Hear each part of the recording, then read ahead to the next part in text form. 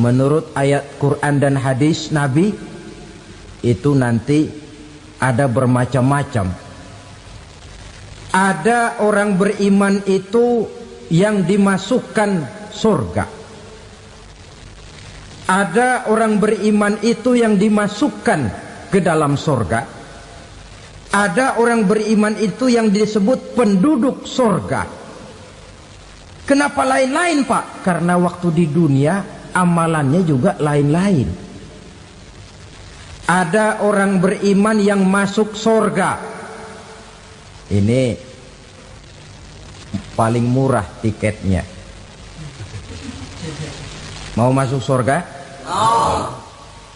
Kata Nabi begini, ma min abdin qala la ilaha illallah thumma mata ala dhalik illa dakhala al-jannah.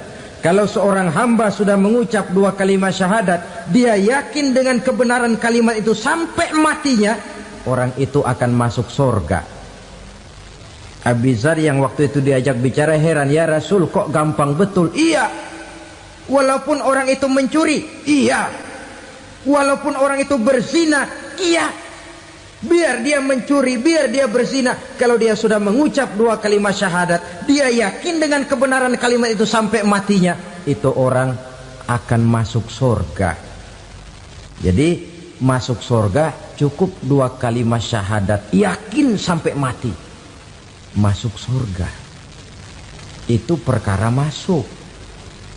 Tapi kalau pertanyaannya diterusin, masuknya kapan, Pak? Nah, ini lain lagi urusannya. Sebab ada yang masuknya itu langsung, ada yang mampir dulu. Di sana tempat cuma dua, kalau tidak surga, neraka. Mau ke surga tapi mampir dulu, yang mampirnya jelas di neraka. Kenapa? Dalam hadis qudsi ada riwayat, nanti itu di akhirat, setelah Allah selesai mengatur penduduk surga masuk surga, yang neraka masuk neraka, Allah berkata kepada malaikat Malik, malaikat Malik, labaik ya Allah. Itu bajingan-bajingan tengik, manusia-manusia durjana yang waktu di dunia tidak mau sujud, jauh dari ulama, gemar melakukan yang munkarat dan maksiat, hidup di tengah masyarakat selalu jadi bibit keonaran, kufur, sudah masuk neraka semua. Sudah ya Allah. Nah, kalau sudah, coba sekarang kamu masuk, Malik. Saya, iya, masuk neraka. Mau apa ya Allah? Kata Allah, akhriju minan nar man kana fi qalbihi misqala habbatin min khardalin min iman.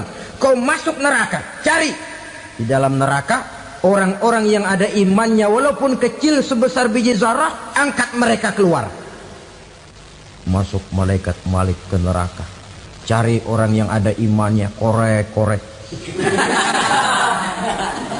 Ya repot, udah pada gosong.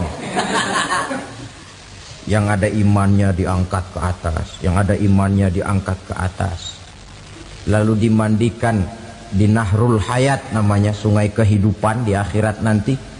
Cakep lagi rupanya, bersih lagi wajahnya, apel di hadapan Allah. Kata Allah, bagaimana mas?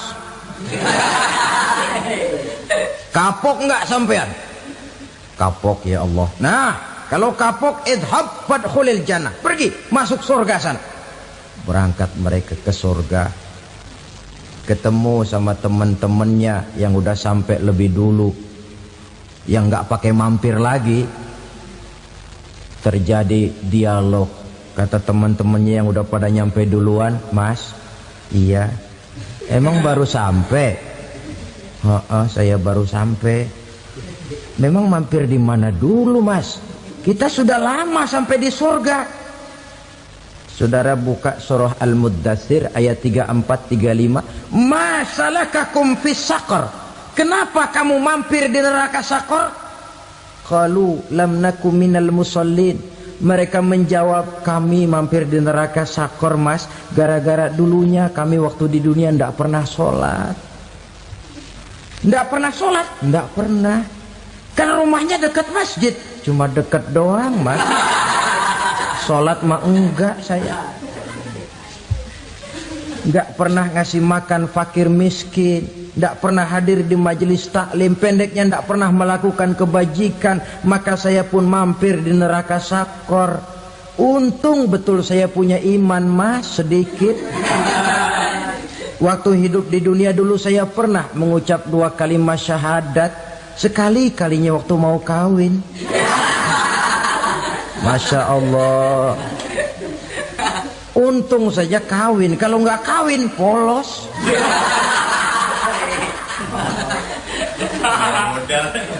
Itu juga pengulu sudah setengah mati ngajarin. Asyhadu alla, asyaduaan, asyaduaan.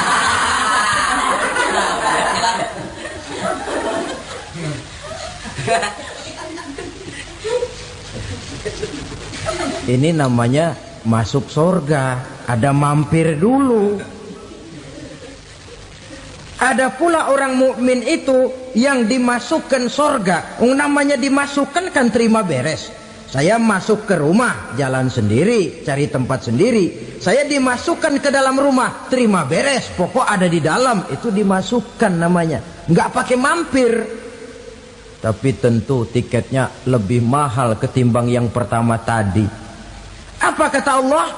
Innal ladzina amanu wa amilus salihat la ukaffiranna anhum sayyi'atihim wa la udkhilannahum jannah.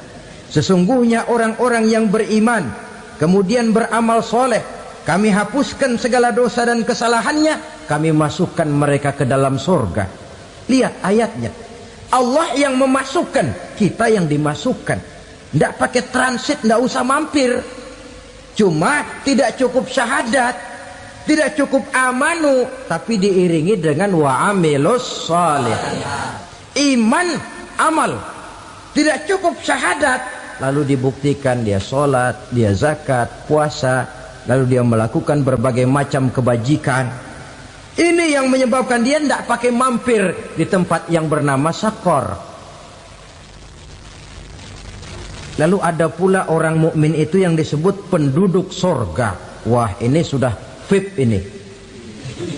Ashabul jannah, penduduk sorga.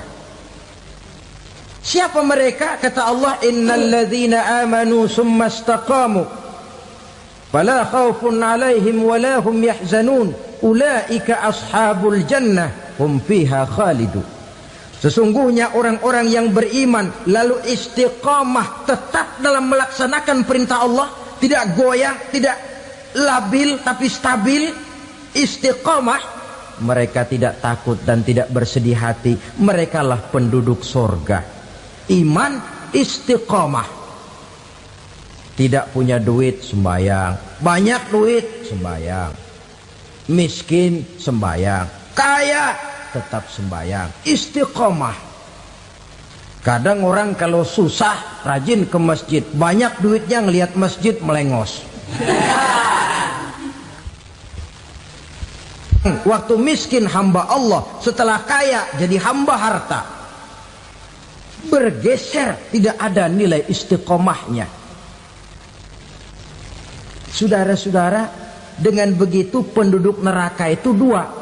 Ada penduduk permanen, ada penduduk yang semi permanen. Yang semi permanen orang-orang beriman yang mempunyai dosa besar. Mereka masuk ke neraka untuk menerima azab sesuai dengan dosanya. Bila selesai masa azab itu, mereka akan diangkat untuk ditempatkan kembali ke dalam surganya Allah Subhanahu wa ta'ala. Nah, dikala itulah saudara-saudara, ada yang disebut syafaat dari Rasulullah Sallallahu Alaihi Wasallam. Tapi tentu jangan lupa, syafaat ini ibarat kain menambal dia. Kita punya kain bolong-bolong sedikit, syafaat yang menambal. Solat kita ada kurang dikit, sedekah kita ada campur riak dikit, amalan kita ada tidak karena Allah dikit, kita berharap syafaat. Jadi biarlah kain masih bolong-bolong, yang penting punya kain. Tapi kalau kainnya tidak ada, yang ditambal apanya? Sholat tidak, puasa tidak, zakat tidak, berharap syafaat saja. Ya, terlalu berlebihan itu. Saudara hadirin yang saya hormati, apabila selesai proses penghisaban, proses penghitungan, maka dikala itulah manusia terbagi dalam dua kelompok besar. Fariqun fil jannah wa fariqun fis sa'ir. Sekelompok orang-orang beruntung yang masuk ke dalam surga, dan sekelompok lagi masuk ke dalam neraka. Ibu-ibu, saudara-saudara kaum muslimin rahimakumullah. Pada pertemuan yang lalu sudah saya jelaskan bahwa hidup selalu berakhir dengan kematian. Apabila datang kematian menimpa seseorang, datanglah kiamat baginya. Itu yang disebut dengan kiamat kecil. Hakikatnya mati adalah perpindahan dari kehidupan di dunia ini menuju kehidupan di alam barzakh. Menunggu kita di alam barzakh sampai datangnya saat kiamat. Entah 10 tahun, entah 100 tahun, entah 1000 tahun, hanya Allah saja yang maha tahu.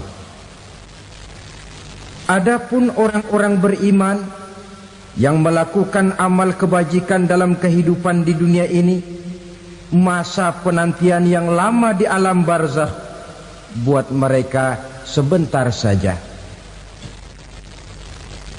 Tetapi bagi orang-orang kafir yang ingkar, yang tidak beriman kepada Allah, yang hidup di dunia cuma menumpuk-numpuk dosa, tentu penantian di alam barzakh akan merupakan waktu yang sangat lama. Bukankah dalam kehidupan kita waktu itu memang relatif? Contoh misalnya, bagi pemuda-pemudi yang sedang duduk asyik memadu cinta, waktu 4-5 jam saja rasanya cuma 4-5 menit. Tenggelam oleh keasikan. Tapi buat orang yang berbaring di rumah sakit, meratap di balik-balik apa itu tembok derita kata lagu, di balik dinding-dinding penjara, sehari bagai seminggu, seminggu rasa sebulan, sebulan boleh jadi rasa setahun. Penantian yang sangat lama. Kapan kiamat itu akan datang? Ini rahasia Allah. Jangankan kita yang orang awam, baginda Nabi sendiri tidak diberitahu oleh Allah kapan kiamat itu akan terjadi. Tetapi sungguh pun demikian, banyak hadis-hadis yang menjelaskan ciri atau tanda-tanda datangnya kiamat. Nah, kalau sudah bicara soal tanda kiamat itu ada dua. Pertama yang disebut alamatus sughra, tanda-tanda kecil. Ini waktunya masih ada tenggang.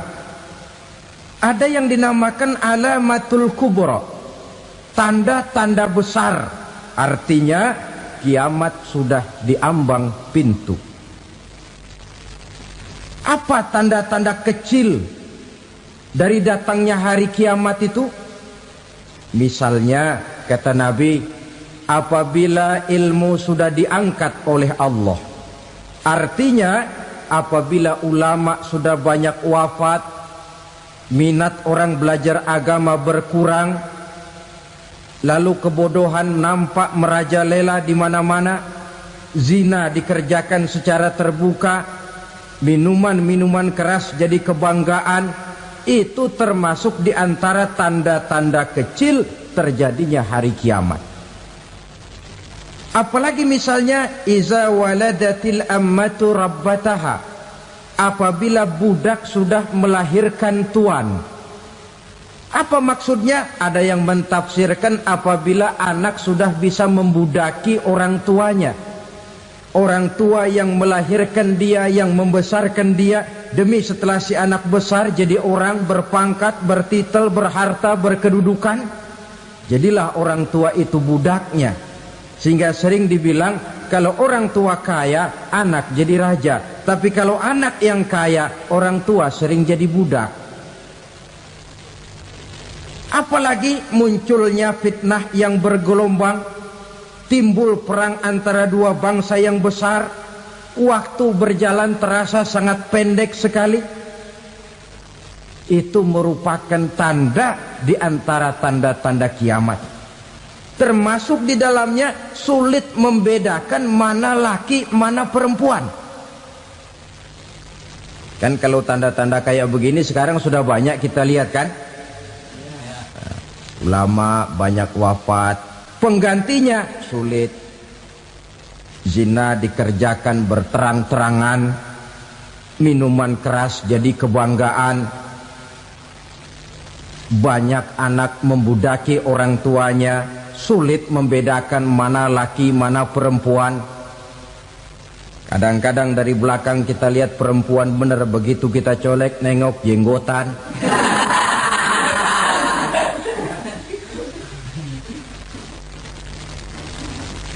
Ini termasuk tanda-tanda kecil, masih ada tenggang sampai akan terjadinya kiamat itu. Nah, yang dimaksud dengan tanda-tanda besar, ini tanda besar artinya kiamat sudah diambang pintu. Pertama, matahari terbit dari sebelah barat. Apabila matahari sudah terbit dari arah sebelah barat, tertutuplah sudah pintu taubat.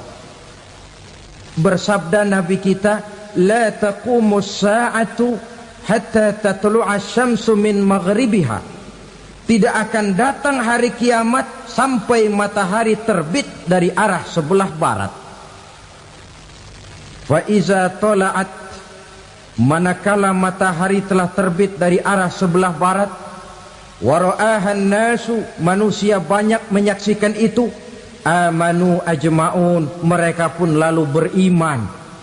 Yang tadinya kafir, yang tadinya ingkar, yang tadinya membangkang, setelah melihat matahari terbit dari sebelah barat, buru-buru beriman, berlomba-lomba mengucap dua kalimat syahadat. Tapi apa yang terjadi?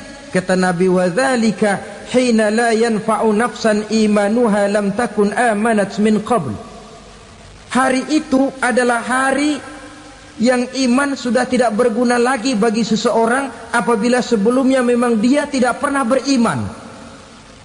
Au kasabat fi imaniha khaira, atau beriman tetapi tidak pernah melakukan kebajikan di dalam keimanannya itu. Hari yang sudah kasib, hari yang sudah terlambat, beriman tidak akan ada gunanya lagi. Ini pelajaran buat kita. Sebelum sang surya terbit dari sebelah barat, sebelum nafas sampai di tenggorokan, artinya pintu taubat masih terbuka. Kalau dua hal itu sudah terwujud, nafas sudah sampai di kerongkongan, atau matahari sudah terbit dari arah sebelah barat, tertutuplah sudah pintu taubat. Tak ada lagi gunanya pangkat, jabatan, harta, bahkan beriman pun dalam suasana macam itu. Too late, kata orang Kulon. Sudah terlambat. Matahari terbit dari arah sebelah barat.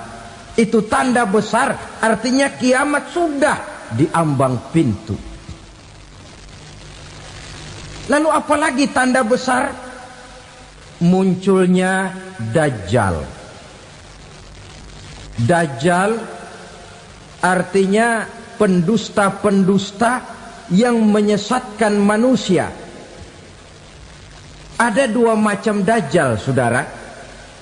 Ada Dajjal kecil.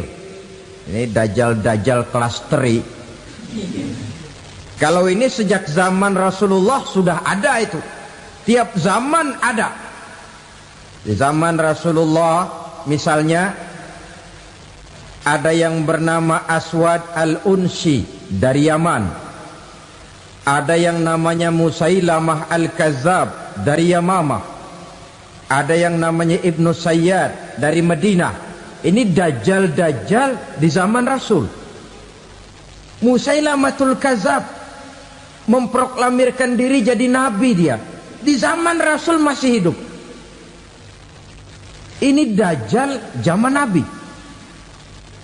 Di zaman sahabat muncul dajjal-dajjal. Di zaman kita sekarang ini dajjal-dajjal pun gentayangan. Dajjal-dajjal kelas teri. Kerjanya mendustakan manusia, menyesatkan manusia, memalingkan manusia dari jalan yang benar dan diridhoi oleh Allah Subhanahu wa taala. Adapun yang merupakan tanda besar dari datangnya kiamat, dajjal-dajjal kelas kakap. Pembohong-pembohong besar yang menyesatkan masyarakat manusia berpaling dari jalan Allah mengikuti jalan mereka. Apa sih ciri dajjal itu? Kata Nabi dalam hadis Bukhari Muslim, "Inna dajjala", sesungguhnya yang namanya dajjal itu yakhruju, satu saat akan muncul mendekati hari kiamat. Wa inna ma'ahu ma'an, si dajjal ini membawa air. Wa naran, dan juga membawa api. Dua simbol. Di tangan yang satu dia bawa air, di tangan yang satu dia bawa api. Wa ammal ladzi yarahu an-nasu ma'an fanarun. Adapun yang orang banyak lihat air, hakikatnya adalah api. Yang dilihat api, hakikatnya adalah air. Oleh sebab itu, kalau api yang ditawarkan, ambillah air. Kalau air yang ditawarkan, pilihlah api. Maksudnya apa ini? Ini bahasa simbol, saudara-saudara. Dajjal bicaranya seolah-olah untuk kepentingan manusia, menawarkan surga. Surga yang dia tawarkan hakikatnya neraka. Hai manusia, kalau kau mau bahagia, jangan dekat-dekat dengan agama. Solat itu tidak efektif dan efisien, tidak produktif dari segi ekonomi itu. Menghadiri majelis taklim cuma buang-buang waktu. Tahajud, tasbih, tahlil, baca Quran, apa itu? Pekerjaan mubazir saja. Hidup ini cuma sekali, masa yang cuma sekali, manfaatkan dengan sebaik-baiknya. Mumpung, dibawanya sifat mumpung tetapi dalam pengertian yang sangat negatif. Bicaranya seolah-olah untuk kepentingan manusia, tetapi sebenarnya menjerumuskan manusia. Menawarkan air, tapi sebenarnya api. Menawarkan api, tapi hakikatnya air. Buat apa kamu sholat? Buat apa kamu bayar zakat? Buat apa kamu puasa? Surga yang dicanangkan Dajjal, hakikatnya neraka. Neraka yang digambarkan Dajjal, pada dasarnya adalah surga. Jadi memutarbalikkan fakta itu kerjaan Dajjal. Yang hak jadi batil, yang batil dibilang hak, yang benar jadi salah, yang salah malah jadi benar. Tuntunan disuruh jadi tontonan, tontonan malah menjadi tuntunan. Itu pekerjaan Dajjal profesinya. Zamannya Nabi Adam, Dajjalnya kan iblis. Betul? Betul. Apa sih gang kerayuan iblis itu?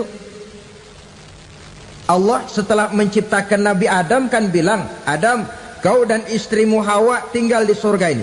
Seluruh fasilitas yang ada di surga persilahkan kau nikmati.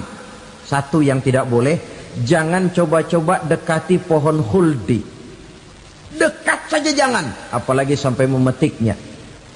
Datang Dajjal yang namanya iblis ini. Adam, kamu tahu nggak kenapa tidak boleh makan buah khuldi? Ya nggak tahu, pokoknya saya dilarang. Bodoh kamu Dam. Khuldun artinya kekal. Kalau kamu makan itu buah, kau akan kekal di surga buat selamanya. Allah tidak kepengen, maka dilarang kamu makan buah khuldi. Kalau kau ingin kekal di surga Adam, makan saja. Saya bicara begini ini untuk kepentingan kamu Adam. Ini kan ciri-ciri Dajjal. Bicaranya sih seolah-olah untuk kepentingan Nabi Adam, hakikat sebenarnya menjerumuskan Nabi Adam supaya ingkar dan melanggar larangan dari Allah Subhanahu wa ta'ala.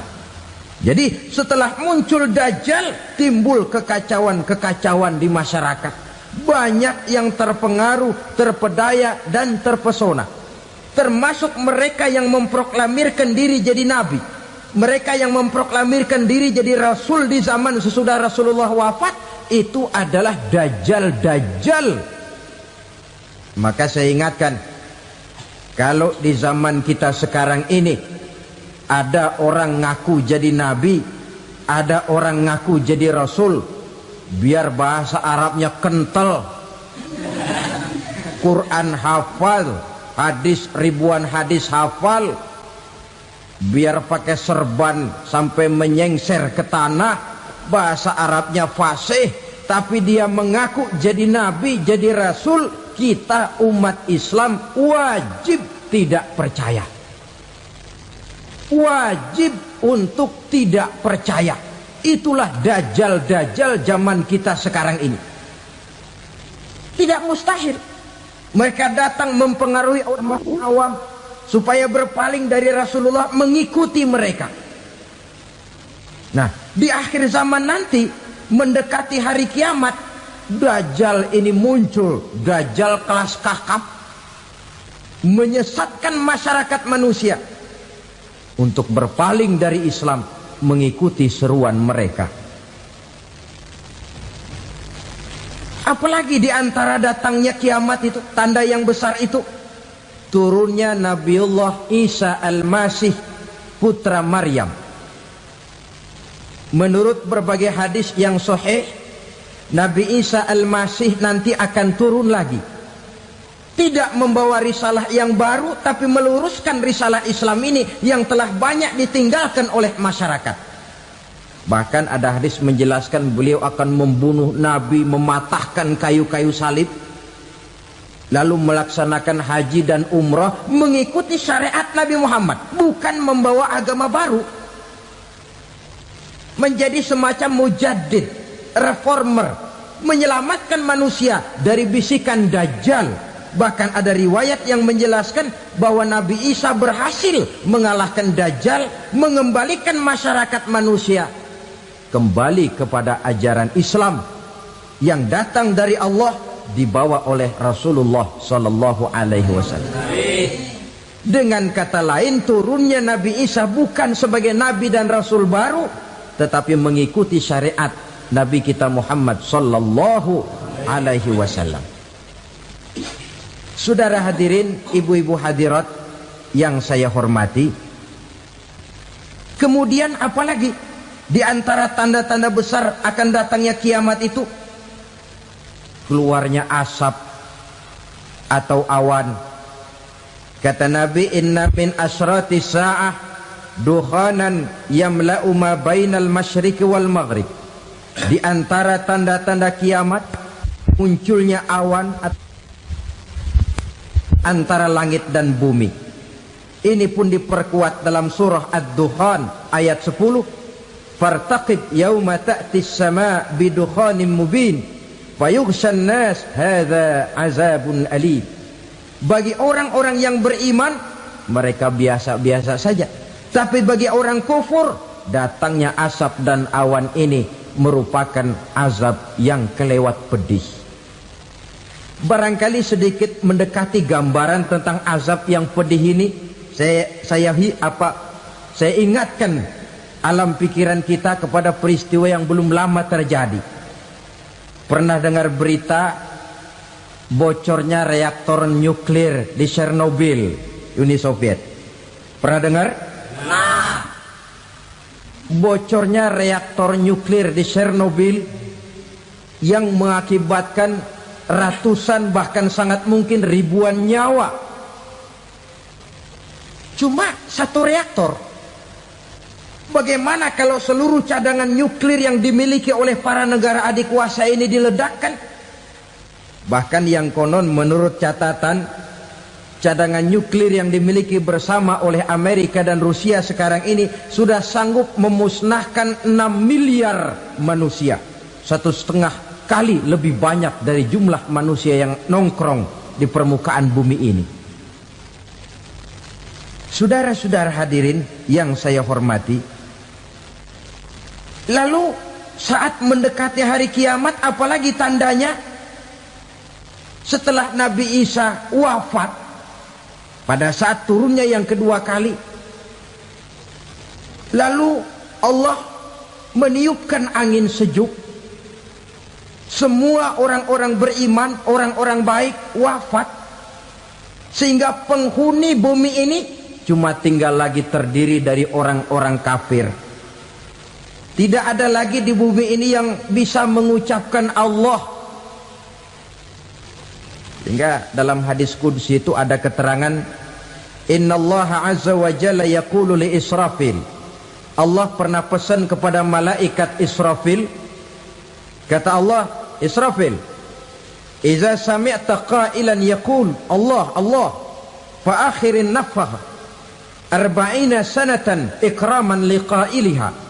Hai Israfil, apabila kau dengar di permukaan bumi masih banyak orang yang mengucapkan Allah Allah, maka tunda sangkakala kiamat itu 40 tahun.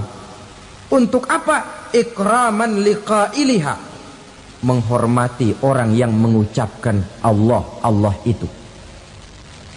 Wah, jadi karena sekarang masih banyak yang mengucapkan Allah, besar hatilah kita, masih jauh kiamat itu. Tapi jangan lupa, kiamat pribadi, kiamat kecil itu yang gak kita sangka-sangka. Ajal datang mencabut nyawa, itu kiamat pribadi. Dan itu yang pasti kita hadapi. Dan itu yang membuat kita tidak boleh bersikap main-main di dalam kehidupan sekarang ini. Saudara hadirin yang saya hormati, tidak ada lagi orang-orang muslim. Seluruh penduduk dunia ini kafir. Lalu terciptalah struktur sosial yang berlandaskan prinsip hidup semau gue. Bakal terjadilah prinsip di mana yang kaya menyantap yang miskin, yang kuat menindas yang lemah. Hidup sudah bagaikan di rimba belantara. Berlaku hukum rimba. Siapa yang kuat dia yang menang, siapa yang lemah menjadi mangsa. Timbul kekacauan, maksiat merajalela, munkarat menjadi-jadi. Sehingga isi bumi ini penuh dengan segala macam perbuatan dosa. Tidak ada perlunya lagi alam diperpanjang temponya. Datang saat yang sudah dijanjikan oleh Allah Azza wa Jalla, maka terjadilah yang disebut kiamat kubra, kiamat besar, kiamat ancur-ancuran. Bagaimana kejadian ini dimulai? Dalam surah Az-Zumar ayat 68, Allah Subhanahu wa taala berfirman, wa nufikha fis suri fasa'iqa man fis samawati wa man fil ardi illa man sya'allahu. Maka manakala ditiuplah sangkakala, terkejutlah seluruh yang ada di langit dan seluruh yang ada di bumi. Bila saat kiamat datang, Allah perintah malaikat Israfil, Israfil, tiup sangkakalamu. Ditiuplah sangkakala oleh malaikat Israfil. Yang akibat daripada tiupan itu, seluruh yang ada di langit, seluruh yang ada di permukaan bumi terkejut. Yang ada di langit siapa? Malaikat kan. Bayangin aja kalau malaikat kaget, apalagi kita. Terkejut seluruh makhluk yang ada di bumi, yang ada di langit mendengar suara sangkakala itu. Bunyinya tidak sanggup kita bayangkan dahsyatnya. Ledakan nuklir, ledakan neutron, belum apa-apa ketimbang bunyi sangkakala malaikat Israfil ini. Nah, lalu mendengar bunyi sangkakala ini, Gemparlah makhluk, kacaulah alam. Bumi gempa, planet-planet bertabrakan, gunung meletus, air laut tumpah ke darat, angin topan bertiup, halilintar menyambar. Lalu semua yang bernama hidup mati total. Mati bareng tanpa persiapan. La haula wala quwata illa billah. Saya kadang-kadang dalam tafakur bermohon, ya Allah, mudah-mudahan saya enggak nemuin kiamat beneran. Ngeri. Tidak bisa kita bayangkan macam apa suasana seperti itu. Allah saja banyak memberikan gambaran, misalnya Al-Qari'ah, wa mal qari'ah, wa ma adraka mal qari'ah. Kejadian yang menggemparkan. Tahukah kamu apa kejadian yang menggemparkan itu? Yauma yakunun nasu kal farasil mabsus wa takunul jibalu kal ihnil manfus. Pada saat itu manusia berterbangan bagai kupu-kupu. Gunung berterbangan seperti kapas ditiup angin. Gunung saja macam kapas, konon lagi manusia. Kematian total, mulai semut sampai gajah mati. Jin mati, iblis mati, malaikat mati. Malaikat saja mati. Saudara hadirin yang saya hormati, kematian total yang tanpa persiapan. Orang bilang, Pak, kalau mati bareng begitu yang repot malaikat maut dong ya. Cabut sana, cabut sini. Itu kalau menurut logika kita, mestinya begitu menurut logika. Tapi logika juga yang nggak perlu serepot itu. Sebab untuk mematikan listrik di wilayah DKI, di wilayah Jakarta, nggak perlu tiap rumah didatengin, matiin, ya lama. Cukup dari kantor pusatnya saja PLN, tekan satu tombol, gelaplah seluruh Jakarta. Saudara hadirin yang saya hormati, kematian total. Lalu setelah kematian total, planet-planet juga mati, dalam arti tidak bergerak dan beredar. Angin mati, dalam arti tidak bertiup. Air mati, dalam arti tidak ada riak gelombang. Pokoknya semua mati. Kullu nafsin za'iqatul maut. Semua yang bernafas mati. Dalam ayat lain, kullu man 'alaiha fan. Semua yang ada di permukaan bumi fana. Yang kekal cuma Allah Subhanahu wa ta'ala. Yang paling belakang mati malaikat maut dan malaikat Israfil. Tapi mati juga sesuai dengan janji Allah. 10 lamanya. Tidak dijelaskan oleh Abi Hurairah 40 jam, apa 40 hari, apa 40 tahun. Hadis-hadis cuma menyebutkan 40 saja. Sunyi alam. Yang tinggal cuma Allah saja lagi. Ketika itu Allah berseru-seru, katanya, limanil mulkul yauma. Siapa para penguasa hari ini? Mana itu raja-raja dan penguasa yang dulu mengaku jadi Tuhan? Fir'aun.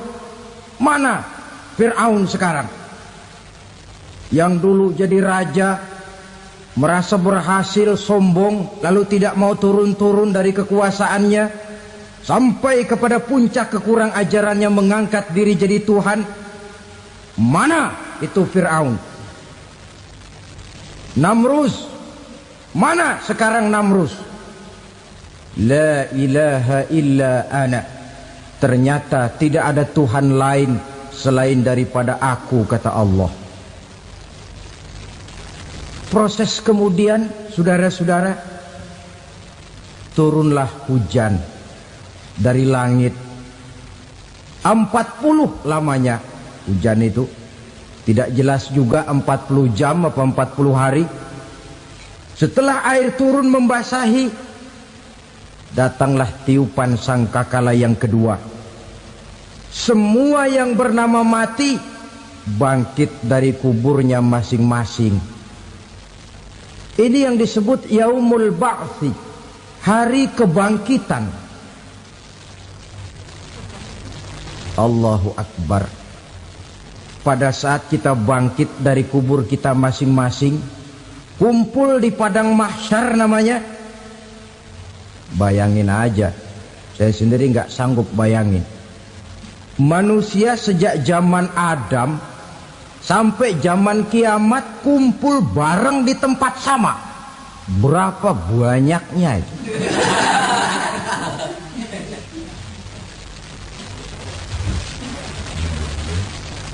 Dan yang luar biasa menurut satu riwayat, pada saat bangkit itu, Masya Allah, roman muka kita berubah, disesuaikan dengan amalan kita waktu di dunia ini. Barang siapa yang waktu di dunia amalannya itu amalan tikus, di akhirat nanti dia bangkit dari kubur, mukanya seperti muka tikus. Gagah betul badannya, tapi mukanya seperti tikus. Kenapa? Amalannya waktu di dunia seperti amalan tikus. Apa amalan tikus itu? Suka ngegeragoti barang yang sudah disimpan rapi-rapi.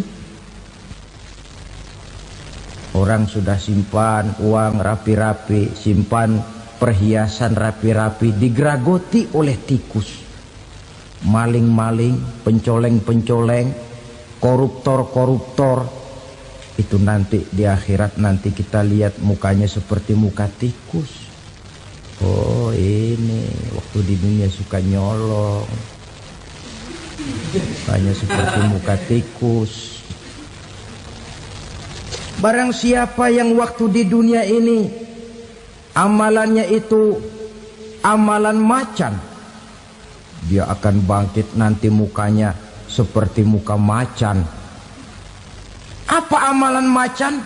Macan itu amalannya menang-menangan. Orang yang mau menang saja nggak mau mengalah. Coba lihat di hutan. Kenal hutan nggak? Di hutan, raja hutan di mana-mana pasti macan.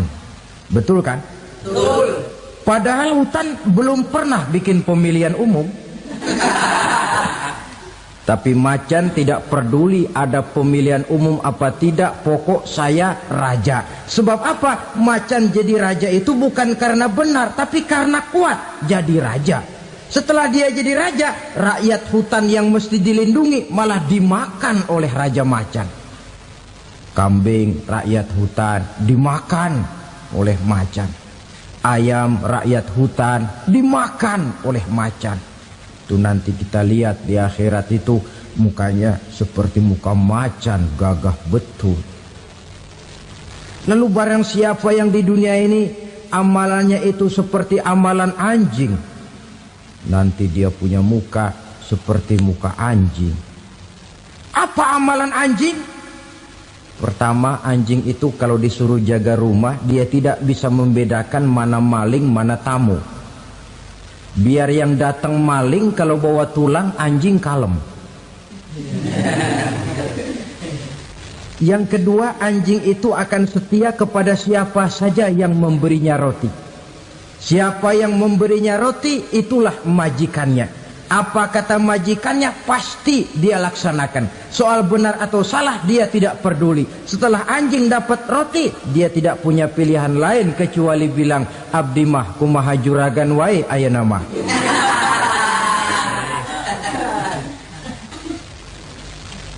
Saudara hadirin yang saya hormati, berkumpul di padang mahsyar, tiap orang sibuk dengan persoalannya masing-masing. Matahari waktu itu didekatkan oleh Allah. Panas luar biasa. Ada yang saking panasnya itu mencucurkan peluh keringat sampai sebatas mata kakinya. Ada yang keringatnya sampai sedengkulnya. Ada yang keringatnya sampai sepusatnya. Ada yang keringatnya mengalir sampai sebahunya. Ada yang kelelap oleh keringatnya sendiri, sementara orang di sampingnya nggak apa-apa. Bergantung lagi amalan dia waktu di dunia ini. Saudara-saudara, sebagian orang dalam kepanikan padang mahsyar berombong-rombong datang mereka menghadap Nabi Adam. Ya Adam, anta abal bashar. Hai Adam, Tuhan adalah bapak moyang manusia. Kami sebentar lagi akan disidang, dimintakan pertanggungan jawab. Tolonglah kami, hai Adam. Kata Nabi Adam, jangankan nolongin sampean, saya sendiri tanggung jawab di hadapan Allah ketika dulu tidak boleh makan khuldi, saya serobot. Sudahlah, urus diri masing-masing saja, nafsi. Begitu kata Nabi Nuh, begitu kata Nabi Ibrahim. Tiap orang bertanggung jawab sendiri-sendiri. Ketika itulah saudara-saudara, nikmatnya menjadi umat Nabi besar Muhammad sallallahu alaihi wasallam. Sebab apa? Walaupun menurut abjad kita ini umat paling belakang, paling belakang kita ini toh, karena Nabi Muhammad adalah Nabi akhir. Tapi akan dihisap lebih dulu, lewat di atas sirat lebih dulu, masuk surga lebih dahulu ketimbang umat-umat belakangan. Ketika Rasul mendekati ajal, beliau tanyakan itu kepada malaikat Jibril. Malaikat Jibril berkata, Muhammad jangan khawatir, Allah sudah berjanji, inni haramtul jannata ala sairil anbiya hatta tadkhulaha anta, wa haramtuha ala sairil umami hatta tadkhulaha ummatuka. Surga aku haramkan buat seluruh nabi kecuali kalau engkau Muhammad sudah masuk ke dalamnya, dan surga aku haramkan buat seluruh umat kecuali kalau umatmu Muhammad sudah masuk ke dalamnya. Logikanya, walaupun menurut abjad kita umat paling belakang, bakal dihisap paling dulu, lewat di atas sirat paling dulu, masuk surga paling dulu, kalau mampir ke neraka juga paling dulu. Ya resiko. Jangan mau enaknya aja paling dulu. Saudara hadirin yang saya hormati, setelah masa kebangkitan itu jangan dikira begitu bangkit langsung diperiksa. Masih menunggu menanti ribuan tahun perhitungan padang mahsyar untuk sampai kepada proses yang disebut yaumul hisab, hari perhitungan. Seorang demi seorang bakal dipanggil. Bayangkan saja, kita se-RT saja di absen, kadang-kadang perlu waktu lama. Ini manusia sejak zaman Nabi Adam sampai datang hari kiamat, satu demi satu disidang di hadapan Qadhi Rabbul Jalil. Status sosial copot sudah waktu itu. Yang pernah jadi hartawan di situ tidak lagi kelihatan kehartawanannya. Yang pernah jadi jenderal tidak lagi dipanggil jenderalnya. Yang ustadz tidak lagi dipanggil al-mukarramnya. Seluruh status sosial selesai. Dipanggillah kita seorang demi seorang menghadap Qadhi Rabbul Jalil. Bagaimana proses penghisaban itu? Pertama, proses tanya jawab. Di antaranya ada hadis menyatakan, lan tazula qadama 'abdin yaumal qiyamah hatta yus'ala an arba'i khisalin. Besok di hari kiamat tidak akan bergeser telapak kaki seorang hamba sampai dia ditanya lebih dulu tentang 4 persoalan. Tentang ilmunya. Kemana ilmu itu diamalkan? Tentang umurnya. Di mana umur itu dihabiskan? Tentang masa mudanya. Kemana masa muda itu dipakai? tentang hartanya, dari mana harta itu didapat dan kemana harta itu dibelanjakan. Ini termasuk proses tanya jawab. Jadi kalau istilah pengadilan dunia, nama Fulan bin Fulan. Kamu waktu di dunia diberikan umur panjang untuk apa? Pernah mengalami masa muda, kemana kau habiskan masa remajamu? Kau diamanahkan ilmu, dengan apa ilmumu kau amalkan? Kau diberikan harta, dari mana harta kau dapat, kemana kau belanjakan? Tak seorang pun yang bisa mungkir. Sebab apa? Dikala itu yang menjadi saksi bukan orang. Yang menjadi saksi adalah seluruh anggota badan kita. Tangan bicara, kaki jadi saksi terhadap seluruh amalan yang pernah kita kerjakan pada saat kehidupan di alam dunia ini. Selesai proses tanya jawab, lalu diperlihatkan buku catatan kita waktu hidup di dunia ini. Jangan lupa Allah itu menyiapkan 2 superkomputer kepada kita. Sebelah ditempelin sebelah kanan, yang sebelah tempelin di sebelah kiri. Komputer itu namanya Raqib dan Atid. 2 malaikat yang apabila baik kita lakukan, refleks saja akan menulis kebajikan kita. Jahat kita kerjakan, akan tertulis. Catatan itu nanti diperlihatkan kepada kita. Waduh, alangkah malunya pada saat diperlihatkan catatan kita, buku rapot kita merah melulu. Barangkali diperiksa sambil diomelin, brengsek lo. Buku merah melulu begini, bagaimana waktu hidup di dunia? Tidak cukup diperlihatkan buku catatan kehidupan, rekaman kehidupan. Rekaman kehidupan kita secara utuh sejak terlahir sampai ajal datang merenggut nyawa. Barangkali mirip dengan video sekarang ini, di mana terekam dengan baik seluruh kegiatan kita, sejak yang sekecil-kecilnya sampai kepada yang sebesar-besarnya. Untuk kemudian kita pun menerima balasan. In khairan fa khairun wa in syarran fa syarrun. Kalau baik ya baik balasannya, kalau jahat ya jahat juga balasannya. Catatan-catatan kita diberikan. Kalau banyak kebajikannya diberikan di tangan kanan dengan cara yang halus. Kalau banyak kejahatannya diberikan dari sebelah kiri atau dilempar dari belakang. Itulah sebabnya sejak di dunia ini kita sudah mohon kepada Allah. Ketika berwudu membasuh tangan kanan, apa kita bilang? Allahumma a'tini kitabi biyamini wa hasibni hisaban yasira. Ya Allah, berikan saya kitab di tangan kanan, dan kalau saya memang perlu dihisap, hisaplah saya yang seringan-ringannya. Tangan kiri berlindung kita kepada Allah. Jangan sampai diberikan kitab di tangan kiri atau dari arah sebelah belakang. Wa a'udzubika an tu'tiya kitabi bishimali aw min wara'i zuhri, dari arah sebelah belakang. Na'udzubillah min dzalik. Setelah selesai lewat proses penghisaban, lewat mizan, timbangan, maka yang sudah selesai dihisab itu bergeraklah menuju sirat, jembatan yang terbentang menuju surga melalui neraka. Saudara-saudara, panjangnya perjalanan sirat itu memakan waktu ratusan tahun.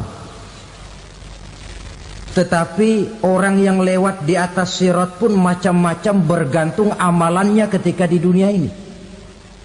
Ada yang lewat di atas sirat itu kal barqil khatib, seperti kilat yang menyambar, lep, sudah sampai dia di surga. Cepat bukan main. Ada yang lewat di atas sirat itu seperti orang lari-lari. Ada yang lewat di atas sirat itu seperti orang jalan biasa. Ada yang sambil merangkak, ada yang sambil ngesor, ada yang sambil gelayutan, ada yang selamat sampai ke ujung ke surga, ada yang tergelincir jatuh masuk ke dalam neraka, bergantung amalannya dalam kehidupan di dunia sekarang ini. Tiap kita akan melewati yang namanya sirat ini. Saudara-saudara kaum muslimin yang saya hormati,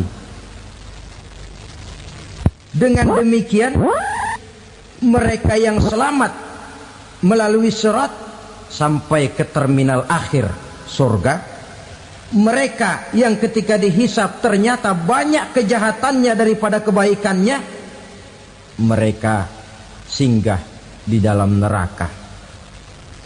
Nah, adapun orang-orang yang beriman menurut ayat Quran dan hadis Nabi itu nanti ada bermacam-macam. Ada orang beriman itu yang dimasukkan surga. Ada orang beriman itu yang dimasukkan ke dalam surga. Ada orang beriman itu yang disebut penduduk surga. Kenapa lain-lain, Pak? Karena waktu di dunia amalannya juga lain-lain. Ada orang beriman yang masuk surga. Ini paling murah tiketnya. Mau masuk surga?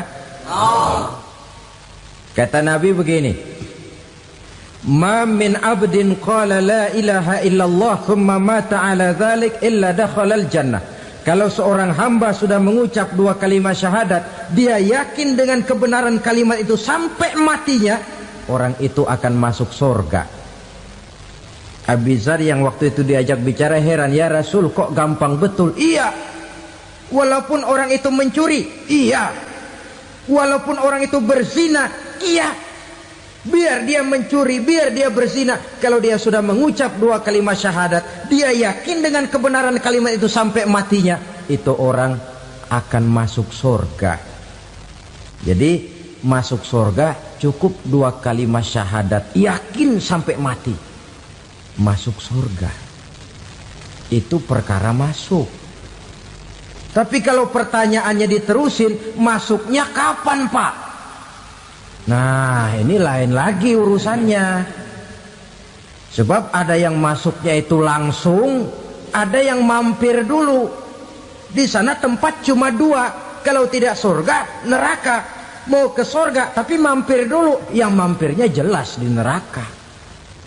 Kenapa? Dalam hadis qudsi ada riwayat, nanti itu di akhirat, setelah Allah selesai mengatur penduduk surga masuk surga, yang neraka masuk neraka, Allah berkata kepada malaikat Malik, malaikat Malik, labaik ya Allah.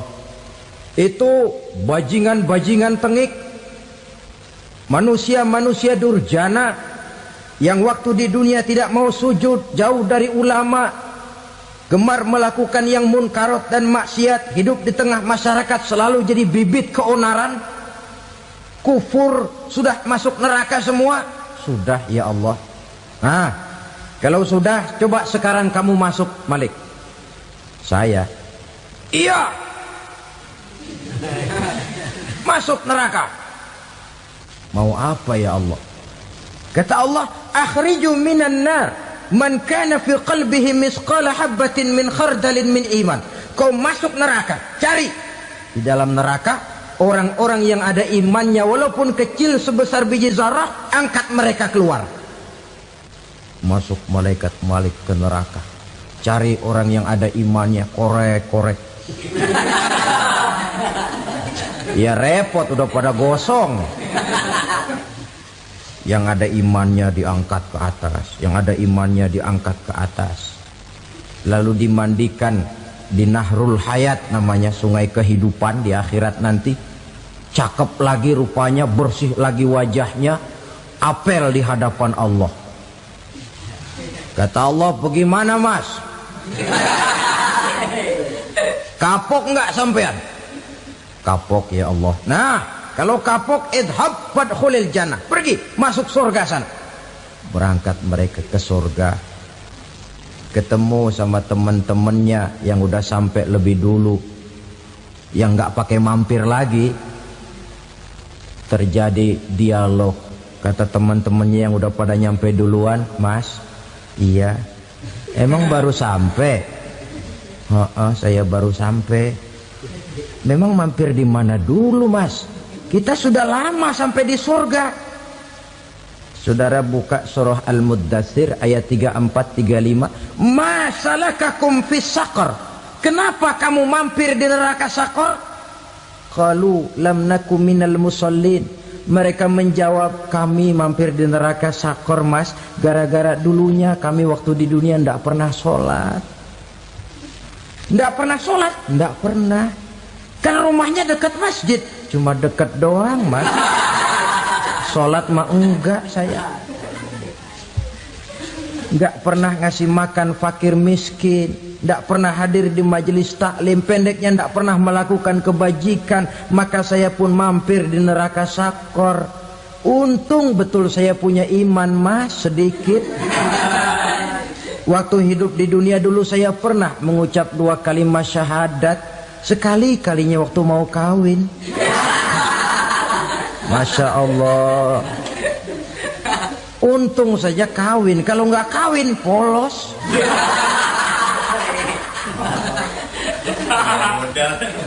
Itu juga penghulu sudah setengah mati ngajarin.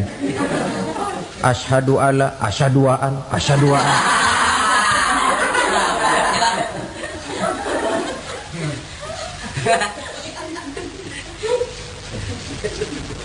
Ini namanya masuk surga, ada mampir dulu. Ada pula orang mukmin itu yang dimasukkan surga. Namanya dimasukkan kan terima beres. Saya masuk ke rumah, jalan sendiri, cari tempat sendiri. Saya dimasukkan ke dalam rumah, terima beres, pokok ada di dalam, itu dimasukkan namanya. Nggak pakai mampir. Tapi tentu tiketnya lebih mahal ketimbang yang pertama tadi. Apa kata Allah? Innal ladzina amanu wa 'amilus shalihat la ukaffiranna 'anhum sayyi'atihim wa la udkhilannahum jannah. Sesungguhnya orang-orang yang beriman kemudian beramal soleh, kami hapuskan segala dosa dan kesalahannya, kami masukkan mereka ke dalam surga. Lihat ayatnya. Allah yang memasukkan, kita yang dimasukkan. Tidak pakai transit, tidak usah mampir. Cuma tidak cukup syahadat, tidak cukup amanu, tapi diiringi dengan wa'amilus salih. Iman, amal. Tidak cukup syahadat, lalu dibuktikan dia sholat, dia zakat, puasa, lalu dia melakukan berbagai macam kebajikan. Ini yang menyebabkan dia tidak pakai mampir di tempat yang bernama Saqar. Lalu ada pula orang mukmin itu yang disebut penduduk surga. Wah, ini sudah VIP ini. Ashabul jannah, penduduk surga. Siapa mereka? Kata Allah, innal ladzina amanu summa istaqamu fala khawfun